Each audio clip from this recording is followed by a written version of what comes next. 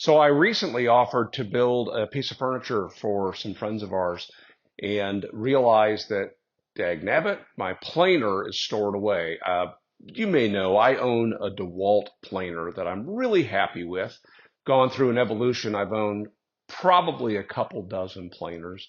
The biggest one was an 18-inch Powermatic, which was amazing, but not exactly portable. And I've owned a couple Shopsmith planers as well.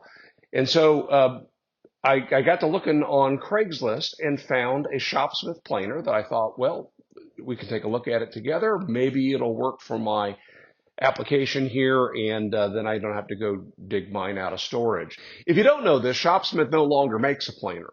And so I have no problem whatsoever in endorsing the DeWalt planer. But if you see one of these Shopsmith planers on Craigslist, Facebook Marketplace, eBay, it's important to know that there have been a couple variants of them, and they're not all exactly alike. So let me grab this, and we'll get an idea of how this fellow works.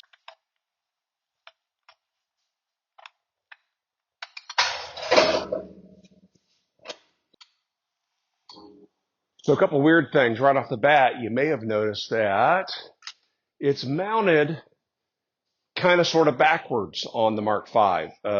That is the side that we turn the Mark V off and on and change the speeds and such.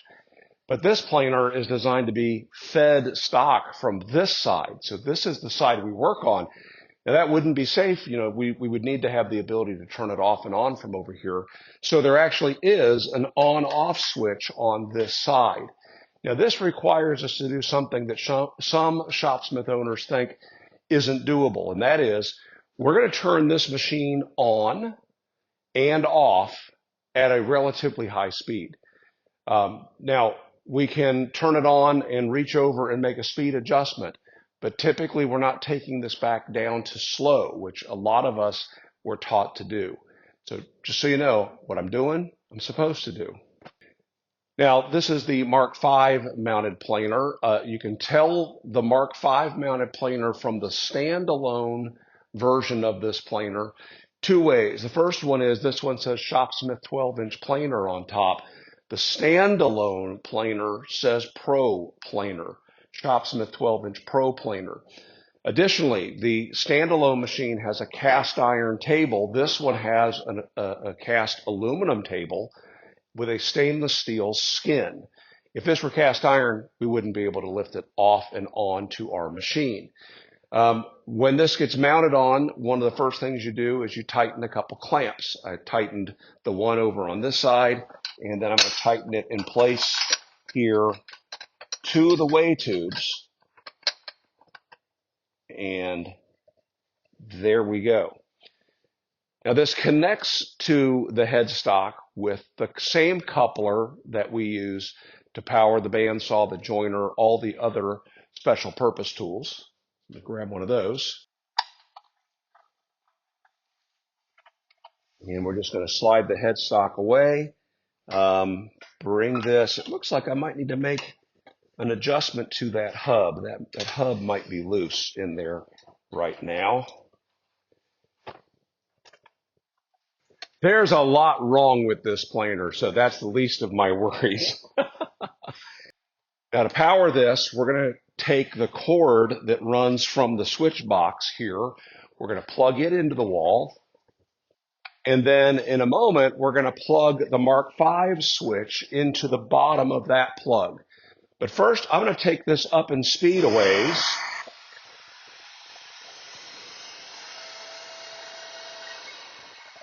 And I'm turning it off. So currently it's running right around the saw speed. And I'm going to unplug this and bring this cord around and plug that underneath this switch box. Now this switch box controls two things. It's controlling the on-off of our headstock motor, and it's going to be controlling with variable speed this small feed motor. Now that's one of the first problems that this machine has. It's been dropped on that motor, and it appears to have been some damage. They've got the brushes held in place with some electrical tape. Might have to upgrade that to some duct tape. Also, I'm missing the key that is used to allow this to turn off and on. That plastic key simply is depressing a little lock. So I can take something like my Shopsmith toolbox, 5/32 hex wrench, depress it, and raise that up.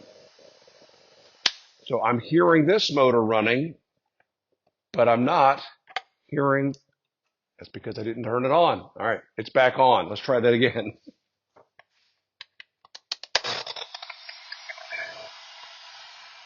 There we go.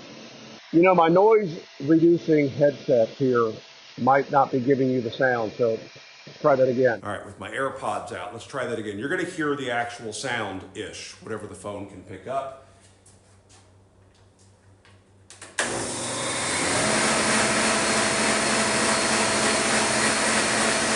Not too bad.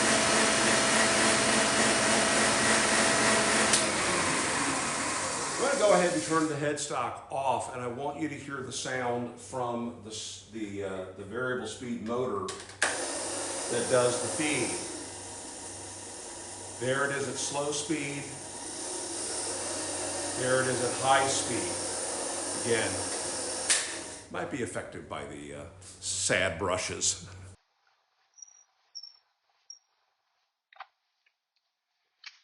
On the in-feed side, what we have is a series of anti-kickback paws and a serrated steel in-feed roller. Now that's going to grab the stock and carry it on past the cutter head. Let's see, the cutter head back here. The cover is held in place with these two little toggles, and oh yeah, here's where we see the ugliness. This had been left out in a carport along with a Mark V, which I did not buy. Anyway, here on the outfeed side, we have a rubber outfeed roller. We don't want to mar the surface as the stock is coming out.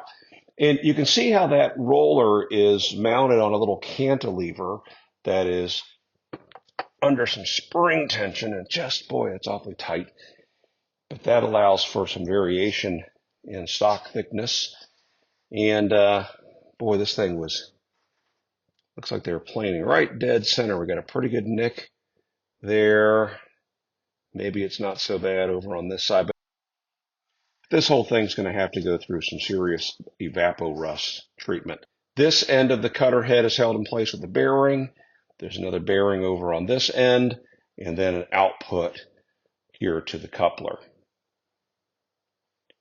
The table is supported in 4 spots by this threaded rod, here and here, and 2 more like it in the front. And then these are all synchronized with a bicycle chain. So the same way most planers work. So a couple generations of this machine to be aware of. The very, very first generation, oh, look at that crank handle. That has been dropped. First generation, the crank was round, and there was a little depth gauge built into it. Also, this style of crank was used over on the side to actually feed the material through the planer. It didn't take long for folks to say, that's crazy talk, Shopsmith, and so they put the motor on. The motor, I think, was designed in from the beginning, but a lot of folks bought the hand crank version first to save a little bit of money. Additionally, there were some color changes. The Pro planer is black. This one obviously is gray. And then there was a feature that came along, and even that evolved a little bit now that I think about it. We have a Shopsmith nameplate here on the cover, but notice that there's a threaded hole right here and a single screw and something of a rivet. This version, this machine doesn't have any kind of dust collection whatsoever. And so all the dust would just come out with the stock. Well, some of it did. Some of it went round and round and round on the cutter head and affected the quality of cut. So Shopsmith made this nameplate so that if you wanted to run it with a dust collector or a shop vacuum, you would rotate this nameplate around and you would purchase the optional dust chute. Well, it turns out Shopsmith still offers that. So I purchased one. And, oh good, it has a couple things I hoped that it would come with. Um, when you run your planer on a dust collector or a shop vacuum, it's nice to have an elbow to take the dust out instead of having the hose coming straight out. Now, you do get better suction if the hose comes out with a long gradual curve, but that's not practical for most of us. So this was the chute that was originally offered by Shopsmith, and then it underwent a little bit of an improvement, and that's included in this kit. So the way that this dust chute was designed to be mounted is you would hook this simply on top of this piece and then clip this down through the sides of the planer, and boom, you're ready to roll. Put your elbow on, and all is right with the world. Well, I was working in the academy one day in Dayton, and Jim McCann came in, and he said, "Hey, I want you to try something on the planer." And he took a piece of cardboard, and he mounted it to this part right here, creating a little flat ledge. And we put it on and ran a bunch of stock through the planer, and by golly, by gosh, it worked better. And so Shopsmith incorporated that idea into their design. And now they include this little gull wing piece. It's a little delta wing, I guess. And there are instructions here on how to assemble all of that. But basically, what we're going to do is we're going to put this piece on, and then we're going to use these included clips to hold it in place.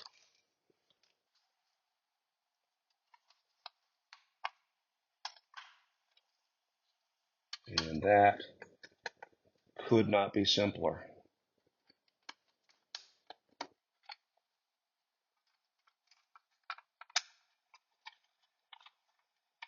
So now the same chute mounted in the same way does a better job of directing the flow of chips right into our vacuum or dust collector. Very cool. All right, so we're at that point that I would love to say, well, that's it. I'll see you next time. But I've watched enough cooking shows in my day to know that we're supposed to taste the food first. What is going on? All right, so what I'd love to do now is to say, I'll see you next time. But I've watched enough food shows to know that you want to see the chef taste the food. So this is going to be awful, but let's try this. Now, what I'm going to do is I'm going to turn the machine on. Right now, I've got the table set low enough that you can see the stock is moving freely. I'm going to raise this material up slowly, raise the table up slowly. First thing it'll do is it'll grab and begin to feed the stock through.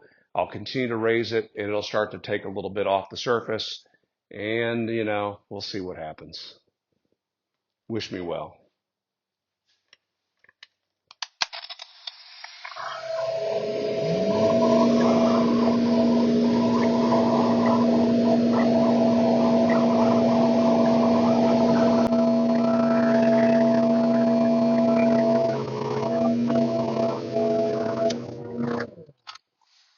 Okay, yeah, we're getting no action whatsoever with the stock feeder.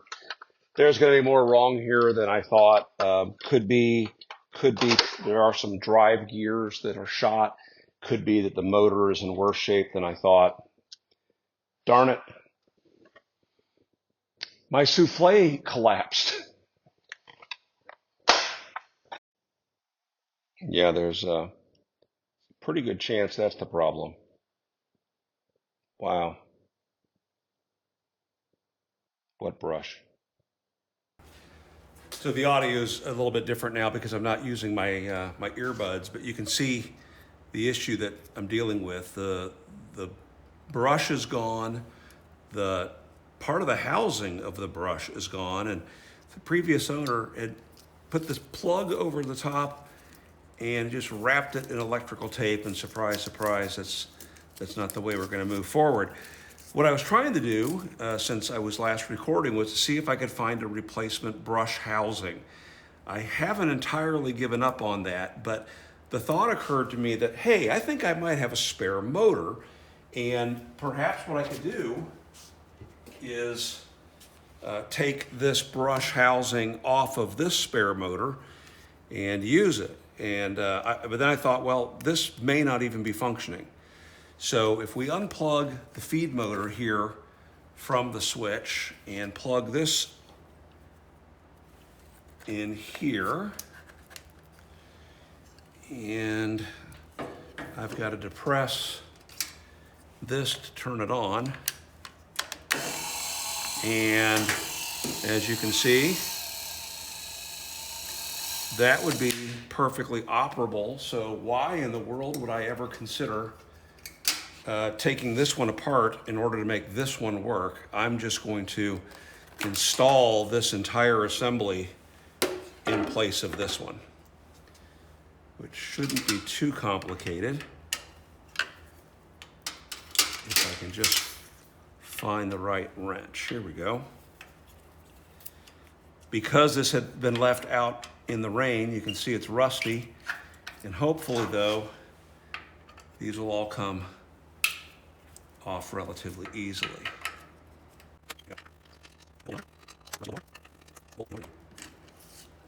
Bolt and a washer. And you can see that I'm guessing no one has ever had this apart and cleaned up. These don't have to be in sync. I could spin this at any point, and that's just, in this case, the outfeed roller. What synchronizes them is this drive gear. So let's clean this off a little bit. I want to take all this apart eventually and get the rust off, but just for now, let's clean that up.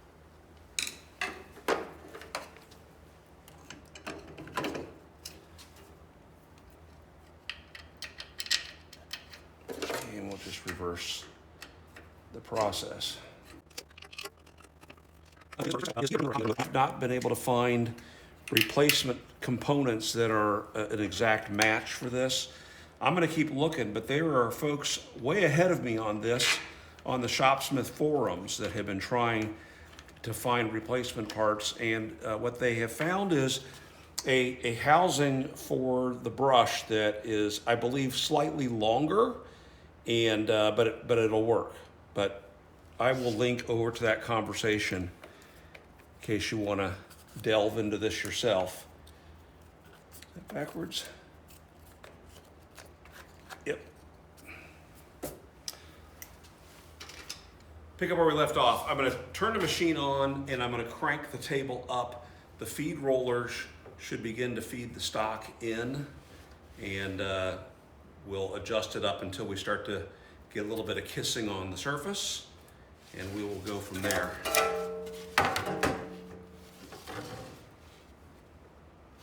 That's better.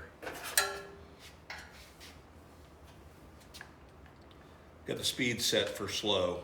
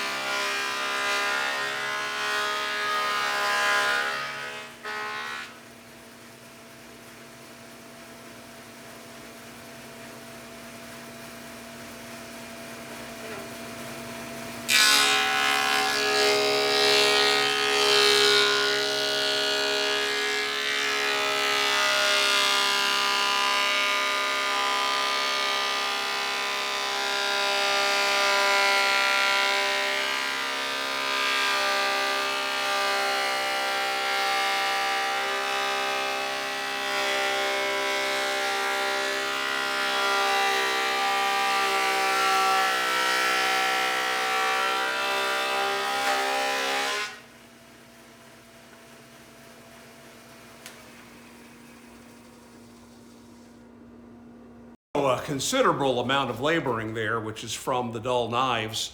You can also see I've got a pretty severe raised ridge that is right there on that nick in the knives. So what, at least proof of concept, she will work. Just need to take the knives out, get those sharpened, which I've done on a previous video, but I'm sure I'll do it again. Maybe you can do it better. And I haven't shown you how to set the knives on the planer. It's a bit different than on the jointer, and so if you have this planer or the Pro planer, look forward to that. But the great news is I think she will live again. Look forward to your questions, comments, and cheap shots, and make it a great day.